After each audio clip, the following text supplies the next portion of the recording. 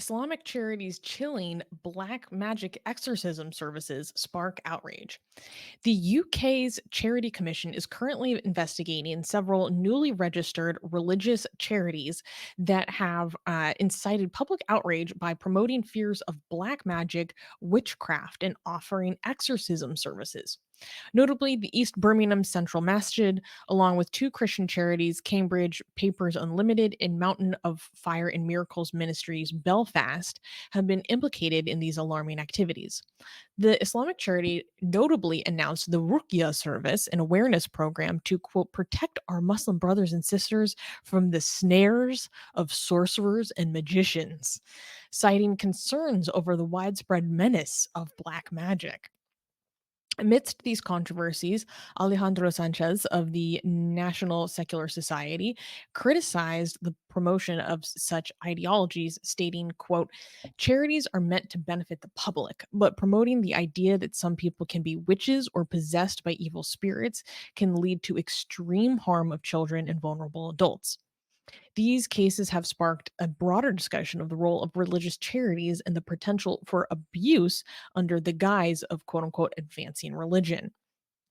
Um, so this is the so basically the National Secular Society, big fan of their work in the United Kingdom, published an article about these charities that are promoting exorcism services, and they actually went ahead and reported them to the Charity Commission. And the good news is that the UK Charity Commission is investigating. Um, Frankly, I have not been impressed by the history and record of the UK Charity Commission in basically how they have allowed extremely divisive, extremist, anti-Semitic, and homophobic masjids to continue working, even though they explicitly have people representing the psychotic TLP coming and giving speeches in their mosques and importing them to the UK, and then still allowing them to maintain their charitable status, even though they openly call for the deaths of blasphemers. So I'm not impressed by their record and what they do when they do these reviews. That being said, they are being investigated. Um, but a lot of people don't know that there is a genuine belief of exorcisms and black magic and sorcery that does exist within Islam, and these exorcisms are called ruqyas. Um, there's a lot of instances across religions, frankly, of people being killed, essentially tortured or abused to death in exorcism services. So this spiritually based belief is genuinely a threat to people's lives, because a lot of very, very dangerous practices can happen in these kinds of quote unquote services. Um, Oh, Shami is saying my dad was into this stupid shit. One of the many reasons we don't have a relationship. It's true. Like, I have friends living in the UK, and their parents genuinely believe, genuinely believe that the reason why their children are ex-Muslims is because they're possessed by demons. Like 100% that is their reality. That's what they believe. Um, oh my gosh. Zaid is saying Ruqyah is very, very dangerous. I have personal experience with a family member being taken to a Ruqyah sheikh instead of being taken to a doctor. Exactly. Um, so Armin, can you give a little bit of background on this belief and practice for like people that aren't familiar? Yeah, I was actually looking for the hadith of Muhammad because I know Muhammad in Islamic, um, it's in the Ravayat, in the stories of Muhammad, within official stories of Muhammad within Islam, we have hadith that Muhammad was cursed. Like somebody did a magic on him, but they used a magic charm which was hidden in a well. So Muhammad got very, very ill, and I think God came and told him how this charm, where was this charm? There was a hair left on Muhammad's hair comb, and some other objects that were hidden in a well, like a charm. And I think Gabriel, Angel Gabriel, came and told Muhammad. Let me actually read this. Yeah, the prophet suffered from a magic, but praise received a dream or a visit from Gabriel to tell him what to do. In the end, the curse was removed from God's power. Yeah, so Muhammad was cursed. He got very ill. Then Gabriel, the angel Gabriel, came told Muhammad that yeah, so there's a hair in your comb. I think that you need to remove that, and also there's some other items. There are some charms that somebody made against you, and they put it in a well. And I think if I remember the hadith correctly, they went and dug it, like took it out. I think it was a knot or something. So this, like, basically within Islamic doctrine, all of these like charms and black magic and the evil eye, it's not something that is being added to Islam. It is a fundamental part of Islamic belief. Like it's within Islamic belief. So if you are a Muslim, you cannot be like, yeah, I'm Muslim, but I'm not. I don't believe in black magic or evil eye and stuff, like, because it's literally within Islamic doctrine that you have to believe that, like, unless you want to dismiss the entirety of the hadith collections, which is hard to do for Muslims. So yeah, this is part of Islam. How is this? What are these cars? Are they like, I thought Yeah, these are so like, this is images that the National Secular Society put as examples of what is on this quote unquote charities website. This is literal imagery for how they were advertising their exorcism services.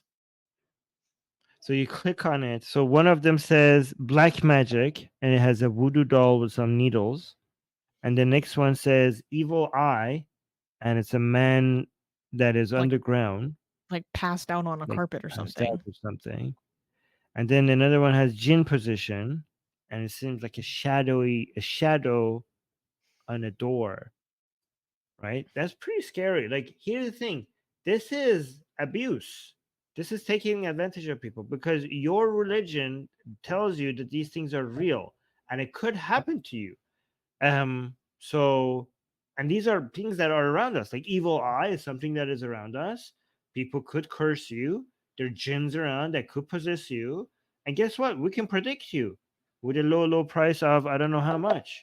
So this is religiously protected scam and a religiously protected abuse. Again, if you want to criminalize this, technically you're criminalizing Islamic belief, because it is like, how could you imagine if you're a government that wants to say like religious practices and religious beliefs are protected. Well, within our belief system we have black magic, we have jinn position. So it is, that's why religion makes fighting abuse and scams so difficult, because how could you criminalize something that is part of a religion and you also have freedom of religion as a standard within your country? That's why religion makes things like this so Mhm, complicated. mhm. Yeah. And Shami is actually bringing up a good point now with responding to some BS Syed was saying in the chat, saying there's no way to have a strong desire to stay out of Islam due to common sense, decency, rationality, etc. So this is actually a good point.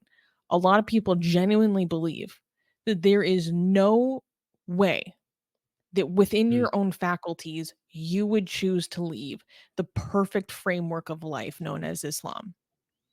mm, There is no rational, conceivable, logical way in which you would purposefully make that decision. The only explanation that you would leave the perfection of Islam is that you have been possessed. or you never were a Muslim. Yeah, that's a genuine belief.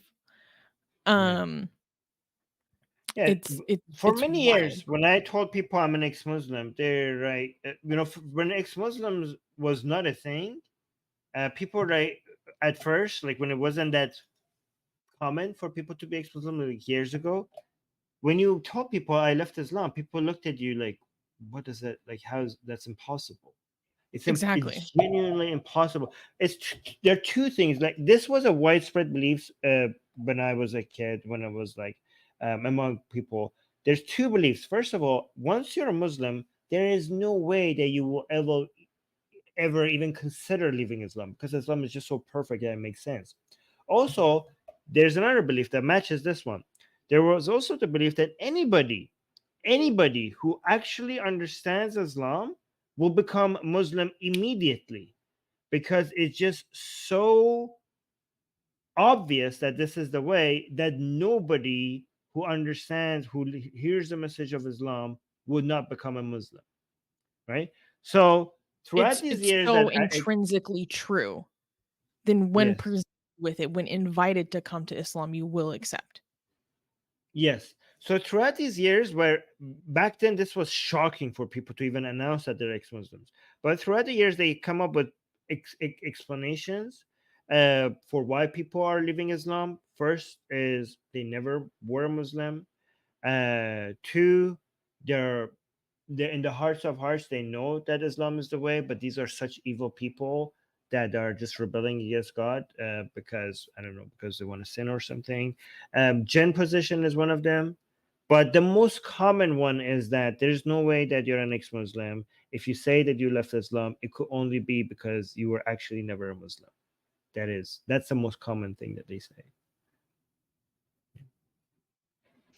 Yeah, and this is not like a uncommon thing. Like you can see like prominent preachers like Daniel Hakikaju like talking about like people being possessed, the works of Shaitan.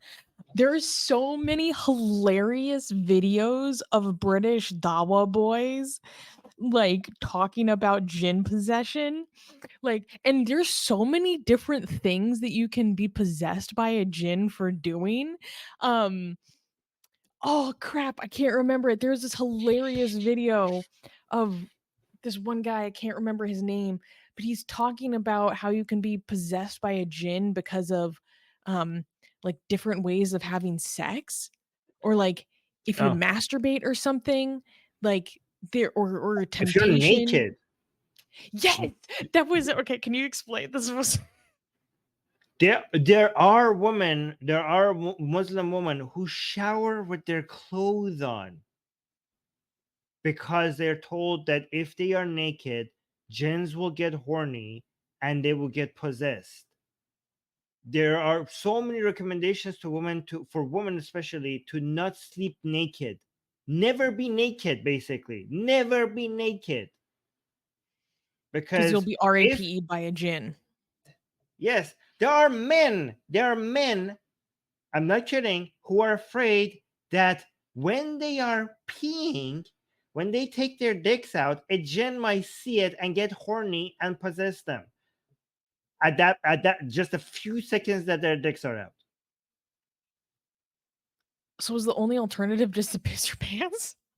I no, wear diapers, I guess.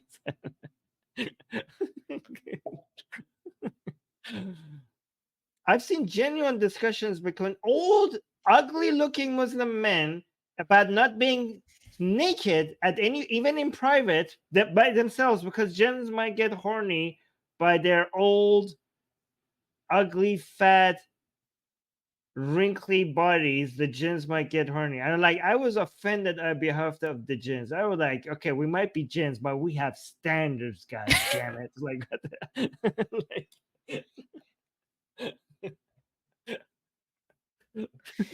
And it's also really dangerous because a lot of people have their actual mental health struggles attributed to jinns. right. I mean, that's the whole And it's point of, very, very yeah. dangerous to like people who are if as little as like struggling with like standard depression and anxiety and panic disorders to as far as like actual psychosis, like jinns, you're possessed. And people don't get help. I've had so many See, friends talk about how they were seeking mental health help and their family is like, "Oh, yeah, we'll just go talk to the sheikh about how you're possessed." They're like, "No, I have major depressive disorder."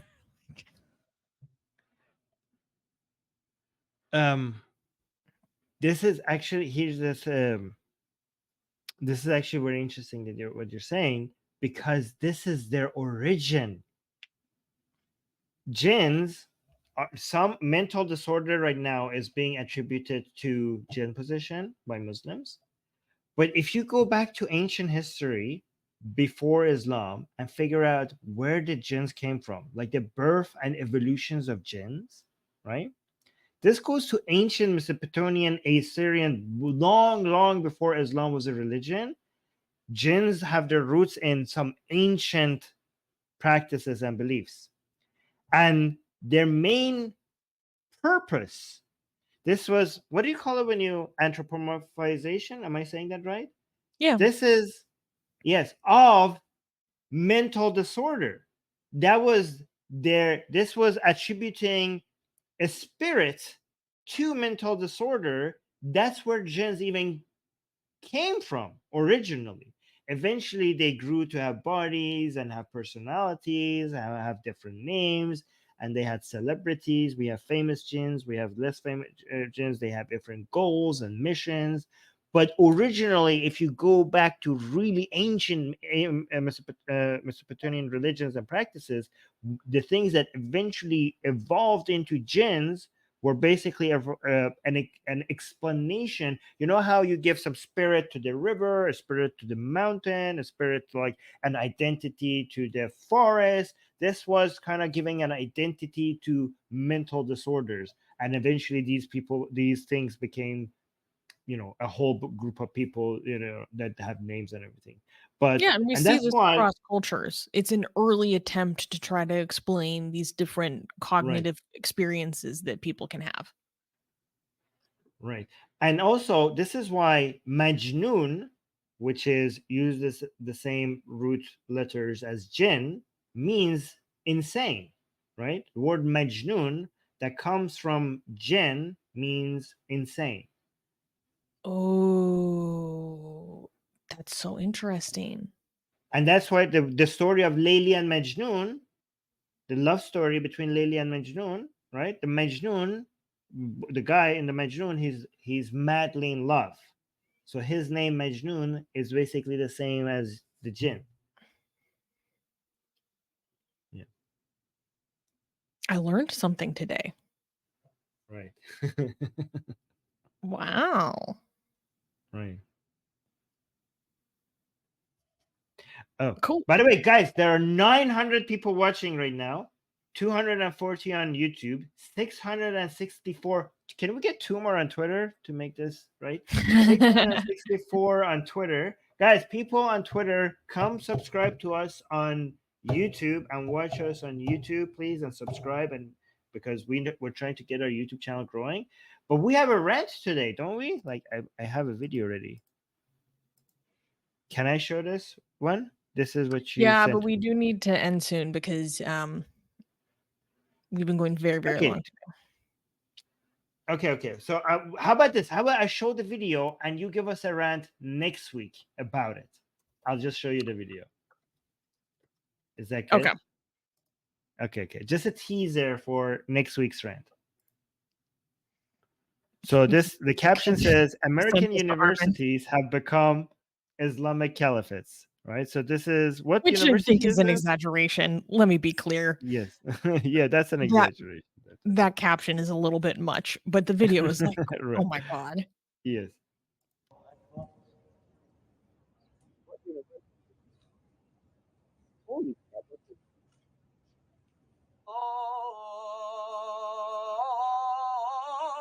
Is that a white guy?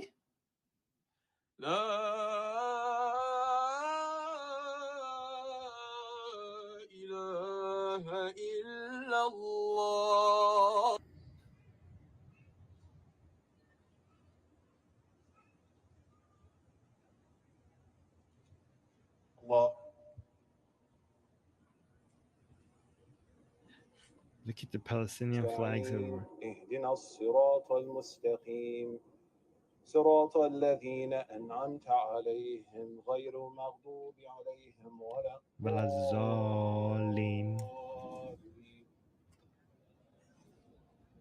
That was the الله Fatah. لا إله إلا هو الحي القيوم لا تأخذه سنة ولا نوم. So, just to let you know that anti Semitism, anti Jewish is so strong that in response to Israel trying to defend itself, people go Muslim in the West. That's how strong the force of anti-Jewish hatred is in the world. Oh yeah, but some ex-Muslims in the chat. No, That was a Shuvo. U.S. university. This is happening in a lot more places. So this is going to be next week's rant. No, let me tell you why Shuvo is triggered. It's because his family literally survived the Hindu genocide committed by the East Pakistani forces upon Bangladesh. Like, okay, miniature rant. People need to understand a lot of these American university students are LARPing. They don't know what they're doing. They don't know what this represents, and they don't understand that there are fascists around the world literally coming in their pants, looking at these images, just exploding over the Islamic domination of it all. Yes. Yeah. Yep. All right. So we have 2 super chats. And then, lovely. guys, don't forget, before we read the super chats, guys, please like the stream before you leave. So many people are watching right now. We need you guys to like the stream so more people watch, okay? End up seeing this content and our channel grows. But let's do the super chats and then we can end the show. Great Red Menace said, well, then, so I guess there's no such thing as Christian, secular, or Samaritan Palestinian? What are you I think talking he's being like, he's ironic. He's saying that I think he's saying that simplifying all Palestinians as Muslim is wrong. Yeah, and then these people are acting like supporting Palestine. Like he's basically criticizing the people in the video as if you need to become Muslim to support Palestine, ignoring all other forms of Palestinians. I think that's what he's referring to. Yes. And okay, and then there was another super chat Thank you by for the the support. cat lady, again showing us a little cat asshole. Can we show that? Can we show that on YouTube? Is that like 18 plus? I think Yeah, it's exactly. But thank you for the shekels.